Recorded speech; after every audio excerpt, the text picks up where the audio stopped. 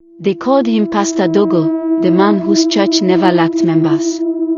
His sermons were fiery, his miracles unquestionable, and his name traveled across villages like wildfire.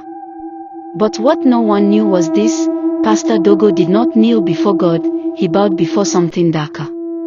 This is not just a story, it is a warning, a tale whispered by elders around the fire, of a pastor who sold his soul for power, and how his end became a lesson for generations.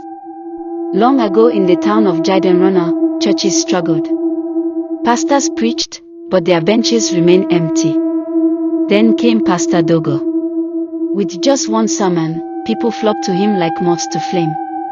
He laid hands on the blind, and they claimed to see. He touched barren women, and suddenly they carried children. His voice boomed like thunder, and the crowd believed he was chosen by heaven. But behind the pulpit, in the stillness of night, Pastor Dogo carried a secret. The villagers often saw him walking into the forest at midnight, barefoot, chanting words no one understood. Some swore they heard drums and whispers in the trees. He would return before dawn, his eyes bloodshot, his hands trembling, but every Sunday, his church grew fuller than before. He had signed a pact with the spirits of the dark river. They promised him fame, wealth, and unending followers if only he gave them something in return: loyalty, sacrifice, and the souls of those who trusted him. For years, the town celebrated him. People built houses near his church, believing the ground itself was holy. But strange things began to happen. Children cried uncontrollably at night after visiting his services. Farmers complained that their harvest rotted too quickly. And in dreams, some members saw Pastor Dogo not in white robes, but in black, his tongue like a serpent, drinking from a calabash of blood. Still, they stayed, blinded by his miracles.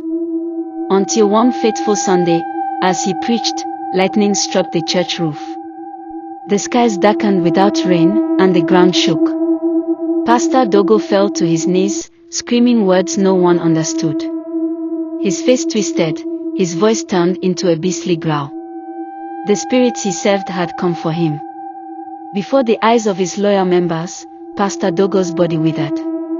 His once booming voice turned into silence, his flesh decayed into dust, leaving only his empty robe behind.